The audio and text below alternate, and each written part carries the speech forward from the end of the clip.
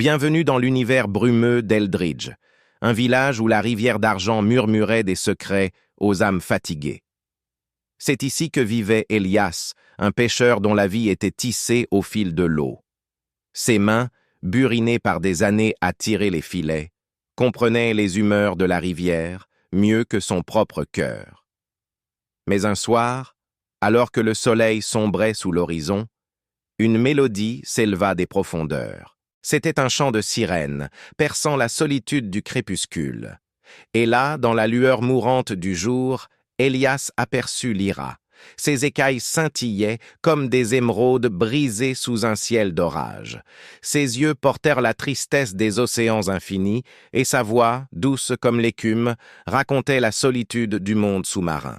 Attiré par une force qu'il ne pouvait expliquer, Elias revint nuit après nuit. Leurs conversations tissèrent un lien fragile entre deux mondes. Elle lui décrivait des royaumes de corail perdus dans le temps. Il lui parlait de la chaleur des feux de village et de la douleur de sa propre perte, sa femme et son enfant, emportés par une fièvre des années plus tôt. L'amour s'installa entre eux, inévitable et bouleversant comme la marée montante. Les chansons de Lyra apaisaient ses cauchemars, et les histoires d'Elias lui donnaient des rêves d'un monde à la surface, un monde qu'elle n'avait jamais connu. Pendant une saison éphémère, leur amour devint un sanctuaire secret. Chaque soir, Elias ramait jusqu'à une crique isolée. La queue de Lyra effleurait le bord de sa barque tandis qu'il rêvait d'union impossible. Un sortilège pour lui donner des jambes ou des branchies pour lui permettre de respirer sous l'eau. Pour sceller leur lien, Elias lui offrit un médaillon qui avait appartenu à sa défunte épouse, un gage de sa confiance et de sa vulnérabilité. En retour, elle lui tissa un bracelet de perles de rivière, une promesse de dévotion éternelle. Mais le paradis est toujours fragile, et une ombre s'agitait au cœur d'Eldridge. À l'insu de tous, la veuve Thorne, une paria du village, nourrissait une rancune venimeuse. Autrefois guérisseuse respectée, elle avait été qualifiée de sorcière après qu'une peste, qu'elle n'avait pu guérir, eût emporté des dizaines de vies, y compris la famille d'Elias. Bannie aux confins du village, elle s'était plongée dans les arts occultes, concoctant des élixirs à partir de racines empoisonnées et murmurant des malédictions dans le vent. Sa vengeance commença subtilement. Un pêcheur par-ci, un enfant par-là, attirés dans les profondeurs par des appels illusoires. Leurs corps étaient retrouvés sur la rive, marqués de blessures qui imitaient des attaques de monstres. Le village, déjà pétri de superstitions, se mit à murmurer des histoires de démons fluviaux. Les morts s'accumulèrent, 5 en un mois, chaque découverte plus atroce que la précédente. La panique s'enflamma comme un feu de forêt. « La rivière a faim !» décrétèrent les anciens. La méfiance et la peur empoisonnaient l'air. L'étincelle devint un brasier lorsque Garrick, un chasseur ivre, surprit Lyra et Elias lors d'un de leurs rendez-vous secrets. Il courut au village en hurlant « Une sirène! C'est elle, la malédiction! Elle ensorcelle Elias et noie nos proches! » Poussés par le chagrin et la terreur, les villageois s'armèrent de harpons et de torches, jurant de purger le mal de leur rivière. Elias, déchiré entre son amour pour Lyra et sa loyauté envers son village, plaida son innocence. Mais ses paroles se heurtèrent à un mur de suspicion. « Tu as changé depuis tes pertes, » lui dirent ses anciens amis. « Cette créature t'a ensorcelé. » Désespéré, Elias décida d'enquêter seul. Il suivit la piste des morts.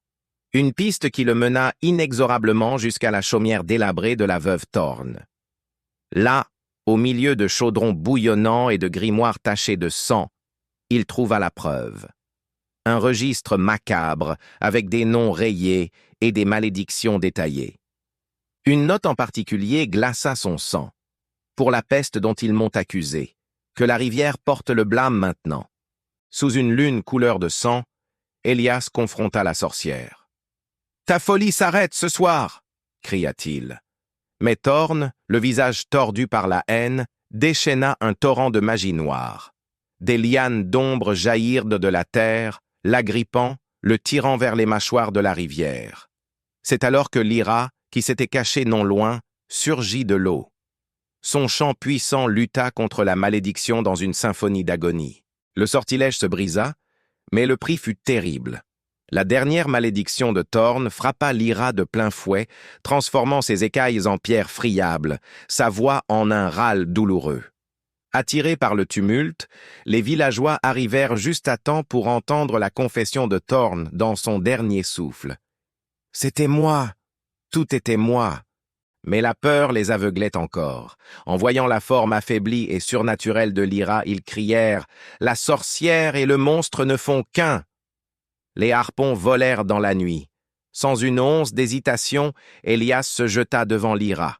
Une lance lui transperça la poitrine. « Non, elle est innocente !» haleta-t-il, son sang tachant la rive. Lyra, ses forces l'abandonnant, le traîna dans les eaux peu profondes, berçant son corps mourant. « Reste avec moi, » murmura-t-elle. Mais ses yeux s'éteignirent, comme des étoiles filantes. Avec son dernier souffle, elle entonna un ultime lamento, une complainte funèbre qui les entraîna tous deux dans les profondeurs sombres de la rivière. La rivière les réclama, leur corps enlacés pour l'éternité, disparaissant dans la légende. Par la suite, le village découvrit toute l'étendue de la traîtrise de Thorn. Sa chaumière regorgeait d'horreurs qui confirmaient sa culpabilité. Le remords s'installa lourd et implacable, mais il était trop tard. Eldridge dépérit, hanté par les fantômes d'une fureur injuste. La rivière, autrefois source de vie, se mit à couler en silence, ses eaux teintées à jamais du chagrin d'un amour traqué. Un rappel éternel que la peur peut détruire la beauté, ne laissant derrière elle que les échos de ce qui aurait pu être. Merci d'avoir écouté cette histoire tragique. Si ce conte vous a touché, n'oubliez pas de laisser un pouce levé et de vous abonner pour ne manquer aucune de nos prochaines légendes. Partagez vos pensées dans les commentaires ci-dessous. À très bientôt.